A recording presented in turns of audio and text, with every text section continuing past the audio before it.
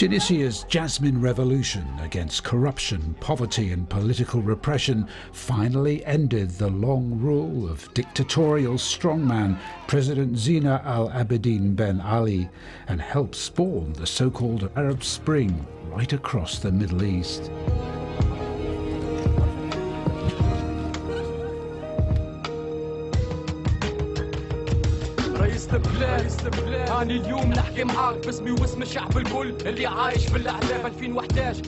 A song by Tunisian rapper El General ripped into Ben Ali's much-feared regime in a way few, if any, had ever dared before. It became the anthem of the uprising to many. انه الجو سيدي جا قريب يعني 7 نوفمبر 2010 اللي هو الاحتفال نتاع الرئيس. When the song was released, it was a shock for me because I didn't know where these words would take me, as there was surveillance, repression, and the possibility of bad reaction from the authorities then. There were also consequences for the opposition at the time, which really scared me, as I was very young.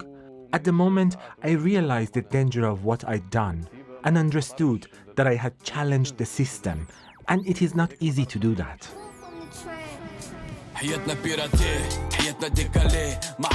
Soon after El General's song went viral, he was arrested before being released a few days later. After the revolution, he took a break from music to raise his family. But now in his mid-30s, has returned to composing songs as he watches the country's freedoms being eroded all over again. I am one of many who feel our country is in danger. I see a lot of people getting detained and beaten up. We don't know why this is happening, but we are trying to find out. It feels like some kind of revenge. We didn't expect this level of repression.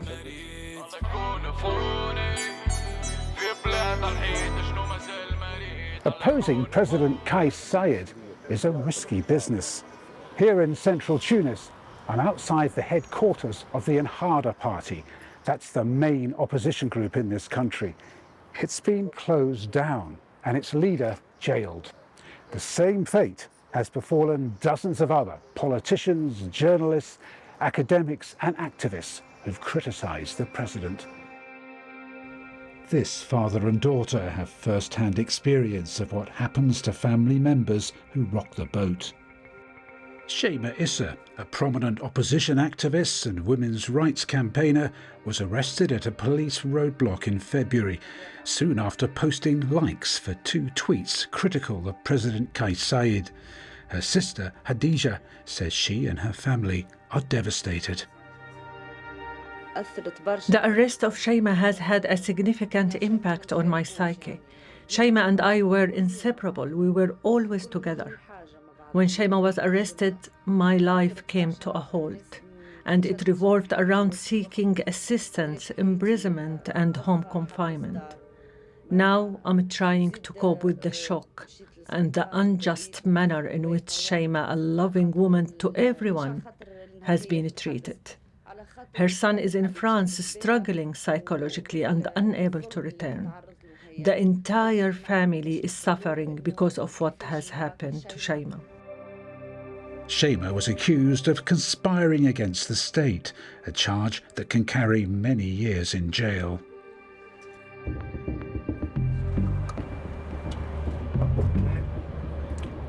Early this morning, 2 plainclothes police officers came to our guest house in Tunis and asked the owner if she knew where we're planning to go today. Since then, the same car has been following us everywhere we go, right behind. And it's still there. I've been advised not to point the camera at their car, but I have a feeling that those inside want us to know they're there.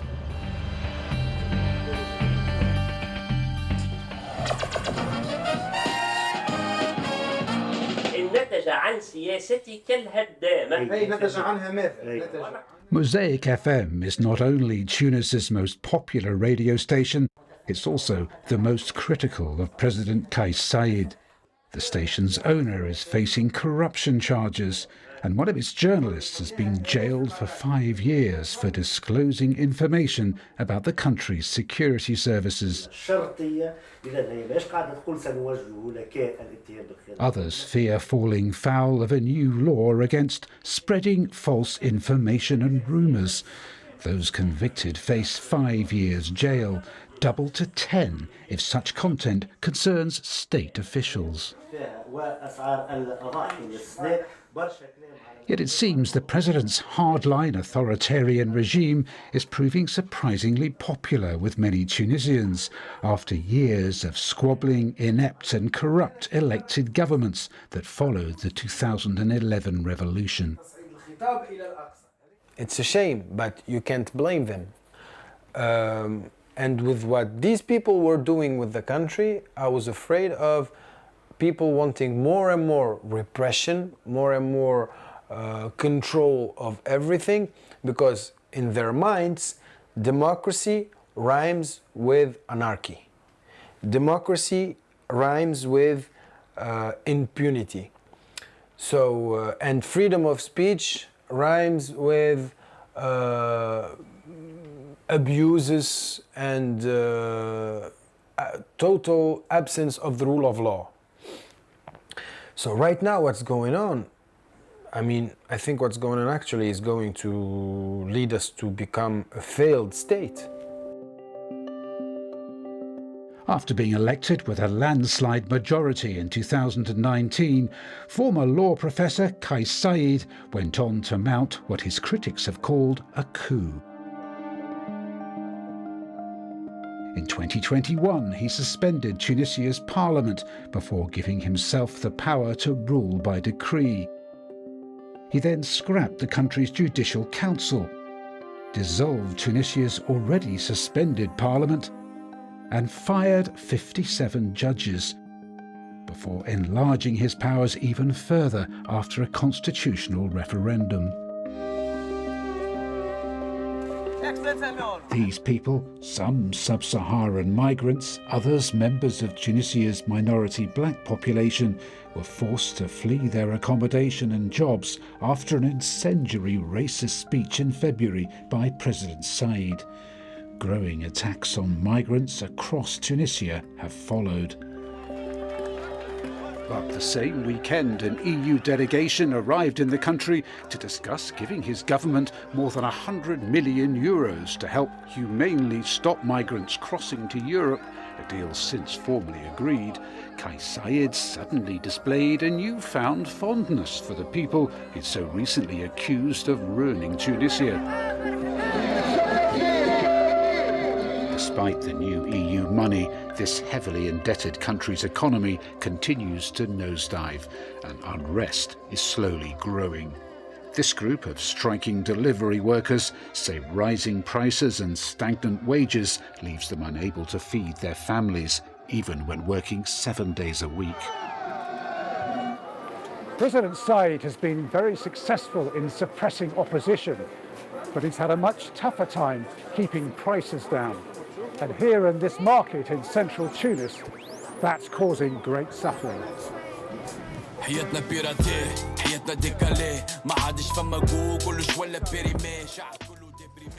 Traders here say wholesale prices are rising so fast that many can't afford to buy what they sell anymore.